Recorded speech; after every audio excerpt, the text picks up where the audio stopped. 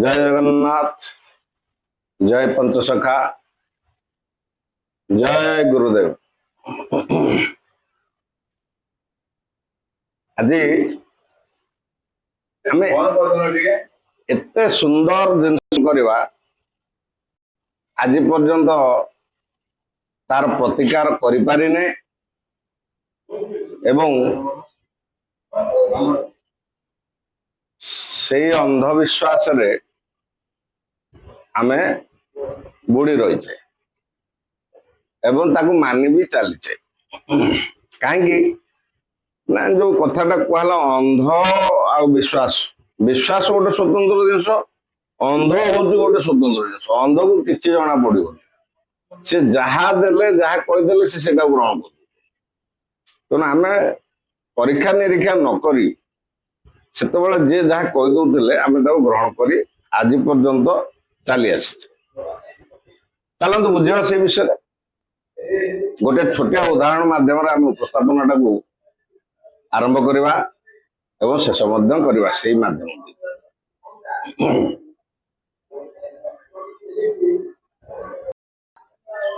तो आमर गोटे ओडिया रे गोटे प्रवर्ब अच्छी धीर पानी पत्थर काटे ताको इंग्लिश रे कहा जाए slow and steady wins the race.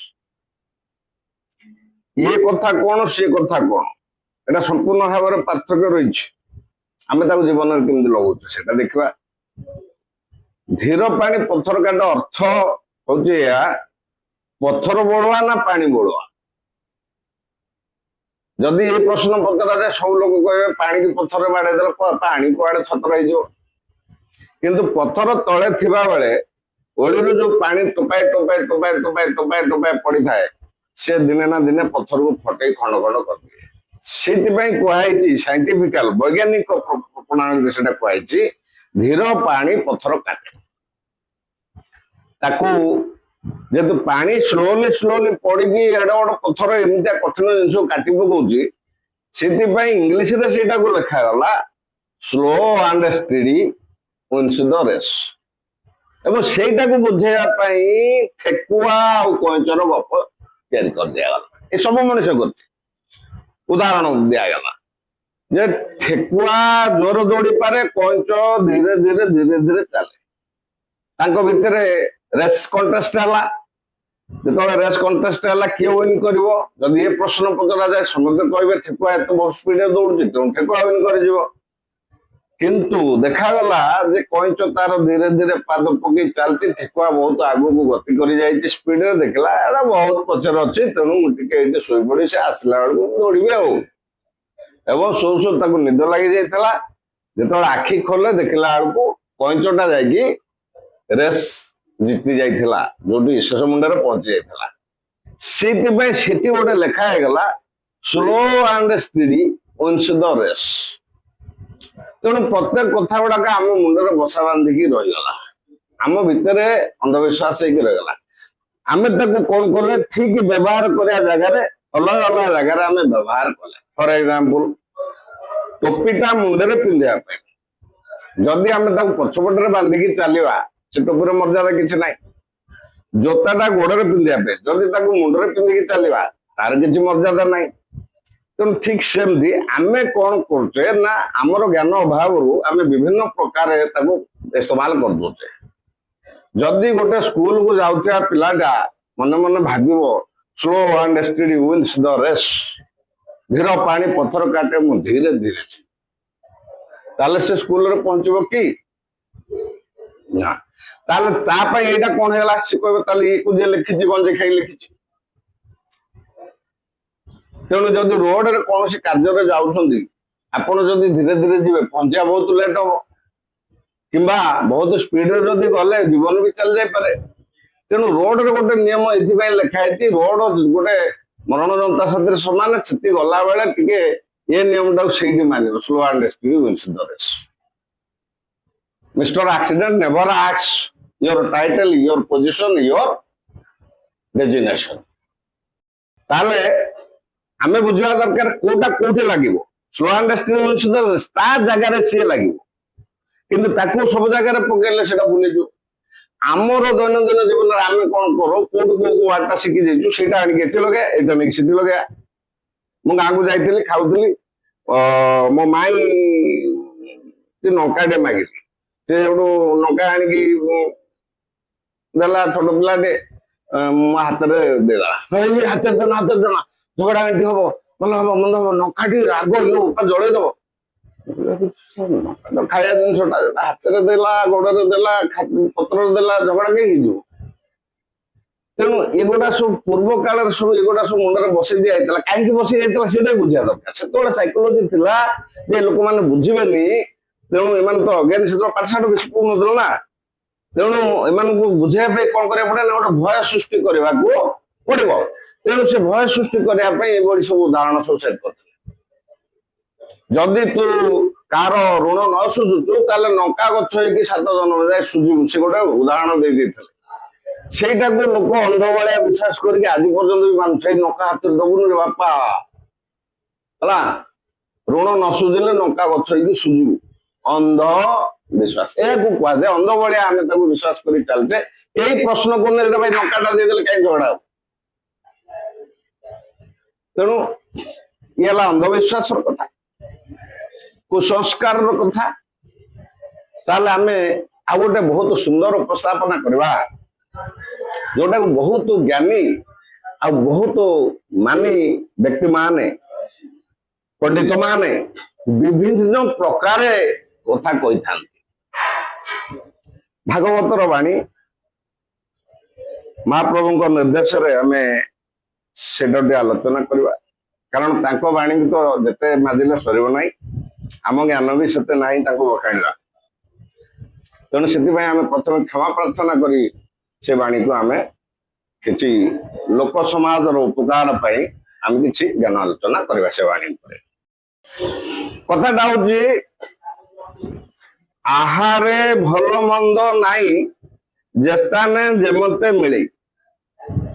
ମୁଁ ଯାଇଥିଲି ଜଣେ ବାବାଜୀ ସେ ଏଟାକୁ ଆଲୋଚନା କରୁଥିଲେ କହିଲେ ଆରେ ଭାଇ ଆମେ ହଉଛୁ ଅଦ୍ଭୁତ କଣ ଗୋଟେ ସମ୍ପ୍ରଦାୟର ଆମେ ଗୋଟେ ଅଦ୍ଭୁତ ସମ୍ପ୍ରଦାୟର ମଣିଷ ତେଣୁ ଆମର ସବୁ ଚଳେ ଆମେ ନଙ୍ଗଳା ହେଇକି ବସି ଖାଇବୁ ଆମେ ଆମିଷ ଭକ୍ଷଣ କରିଦବୁ ଆମେ ମଟନ ମାଛଠୁ ଆରମ୍ଭ କରି ମଣିଷ ମାରି କାଟିଦେଲେ ଆମେ ଖାଇଦବୁ କାରଣ ଆମେ ହଉଛୁ ଅଦ୍ଭୁତ ସମ୍ପ୍ରଦାୟର।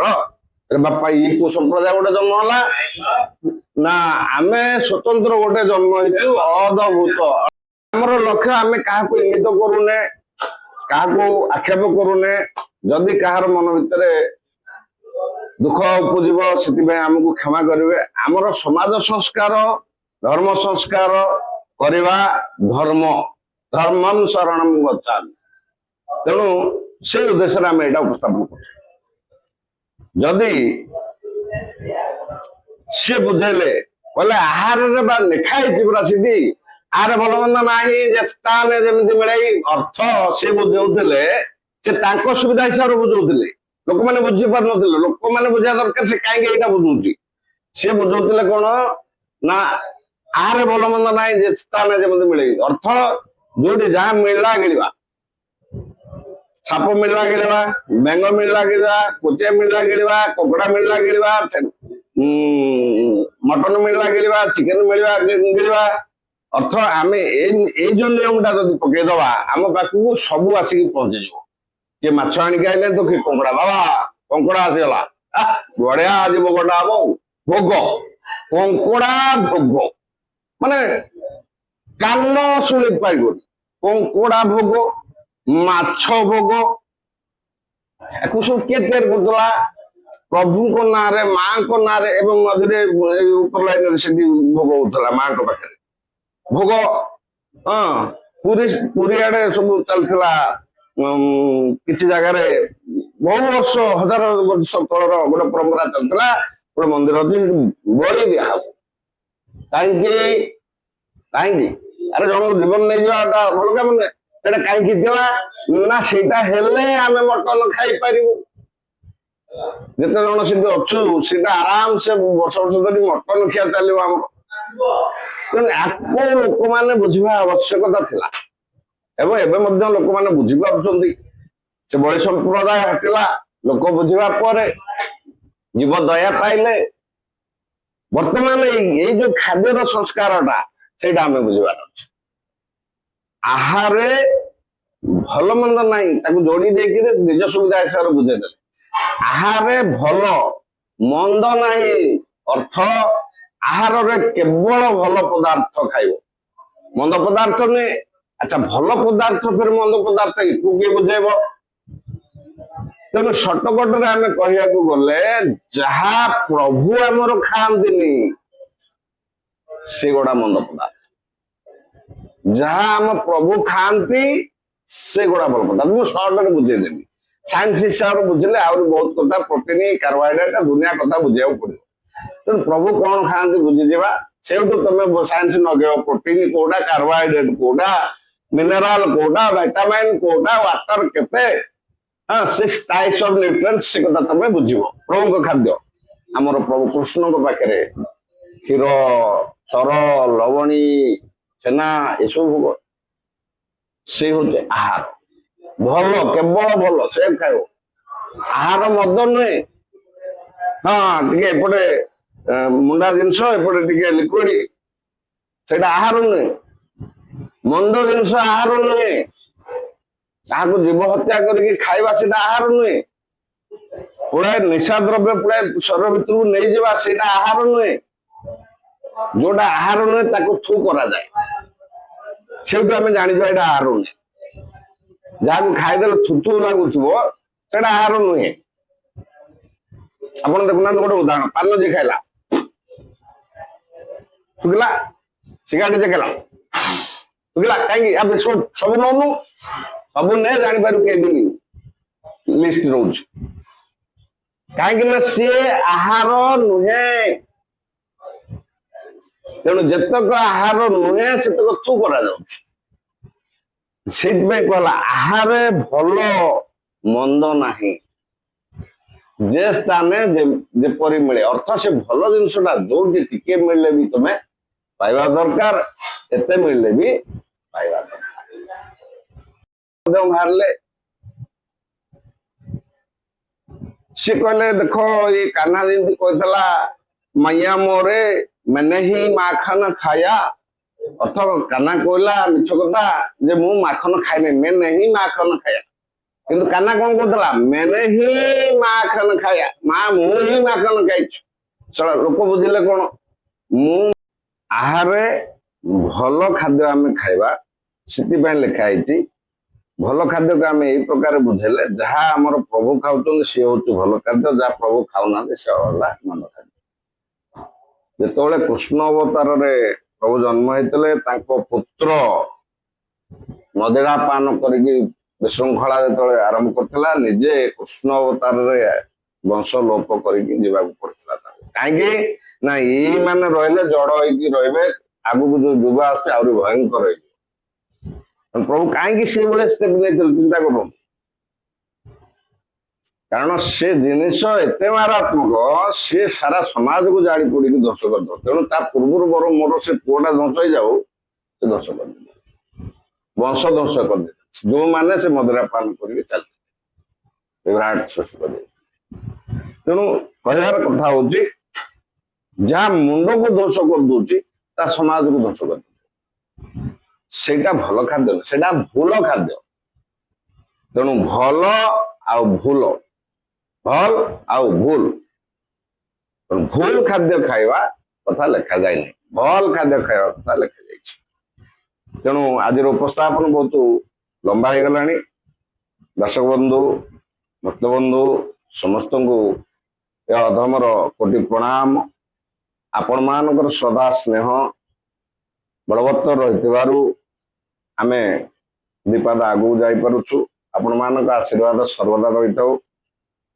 ଆଶା କରେ ନିଶ୍ଚୟ ଆପଣଙ୍କୁ ଉପସ୍ଥାପନଟି ବହୁତ ସୁନ୍ଦର ଲାଗିଥିବ, କାହିଁକି ନା ଭଜନ କୀର୍ତ୍ତନ ସଙ୍ଗେ ସଙ୍ଗେ ଛୋଟ ମୋଟ ସଂସ୍କାର ଜ୍ଞାନ ଦୁଇଟି ପଦ ଆମେ ଆଲୋଚନା କଲେ। ଆଶା କରେ 50ଟି ଲାଇକ୍ ଆପଣ ଦେବେ। ଯେତେ ଲାଇକ୍ ଦେବେ ସେତେ ଇଣ୍ଟରେଷ୍ଟ ବଢିବ, ସେତେ ନୂଆ ନୂଆ କଥା ଆମେ ଉପସ୍ଥାପନ କରିବା। जोटा ए कान ओलटा प्रकार शुणी आम सीधा प्रकार शुणा एवं जिते पारे सेयार करेंगे कहीं भल जिनस समस्त पाखे पहुंचवा दरकार आज भी कन्फ्यूज अवस्था बहुत जगार से गुड़ा आलोचना चलती हजार हजार लोक मानि नहीं गोटे पाथय कर चली जोटा प्रबल मात्रा भूल सृष्टि कर भ्रम सृष्टि कर समाज से ही दायी जो मैंने तार स्वार्थटा हासिल कर। जय जगन्नाथ जय पंचसखा।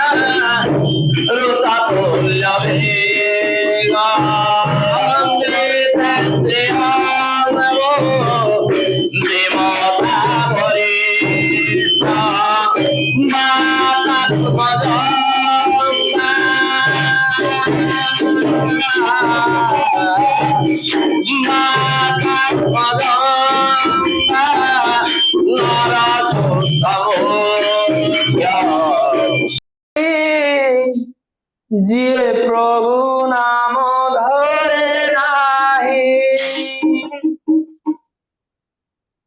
धिक जीवन तो से जिए प्रभु नाम धरे नाही धिक जीवन तो से जिए प्रभु नाम धरे नाही से जीवने किसी माने नहीं से जीवने केवे मोक्ष नहीं से जीवने किसी माने नहीं से जीवने केवे मोक्ष नहीं जो ही जगा बाबू चाहे नहीं जीवन तसी प्रभु नाम धरे नाही जीवन तसे प्रभु नाम धरे नाही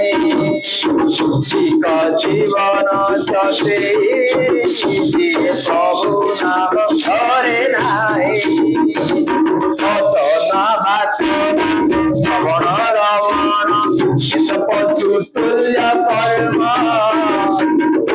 मनीष जीवन पाइछु जदि तू करिजा किछि पुण्य रसना वासना শ্রবণ রমণ চিত পশু তুল্য কর্ম মনীষ জীবন পাইছু যদি তু করি যা কিছু পুণ্য এই মাটি দেহ বৌরা গাই যোড়ু আসিছু জীব করে এই মাটি দেহ বৌরা গাই যোড়ু আসিছু জীব করে তোর সাথে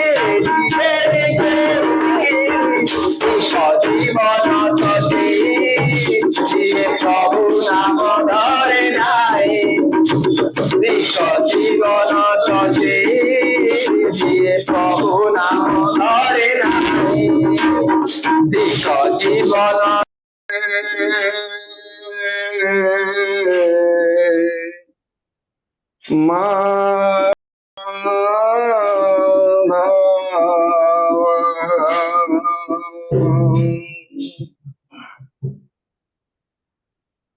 মাধব মাধব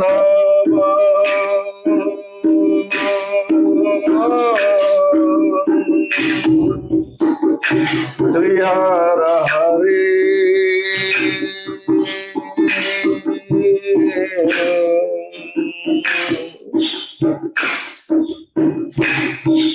গোপাল গোবিন্দ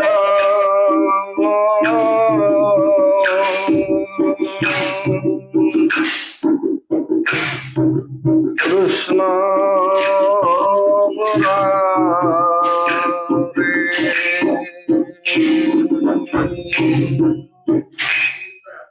মাধব মাধব শ্রী হরি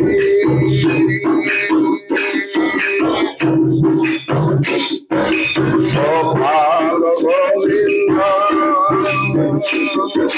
কৃষ্ণ মুরারি মাধব মাধব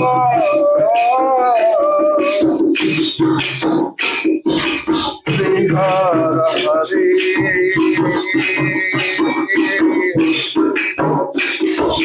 গোপাল গোবিন্দ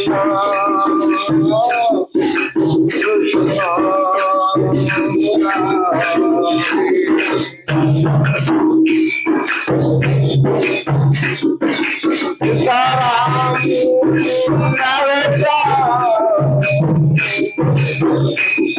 सीताराम राधे श्याम जय जय कबीराम सीताराम राधे श्याम जय जय कबीराम सीताराम राधे श्याम जय जय कबीराम सीताराम राधे श्याम जय जय कबीराम माधव माधव श्री हरि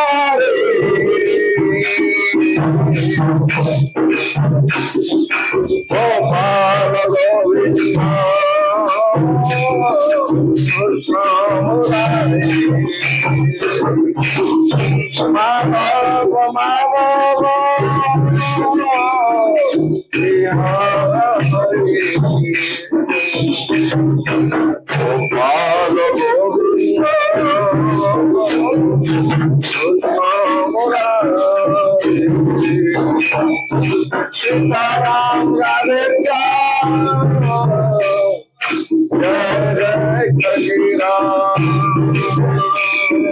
सीताराम राधे श्याम जय जय कबीराम सीताराम राधे श्याम जय जय कबीराम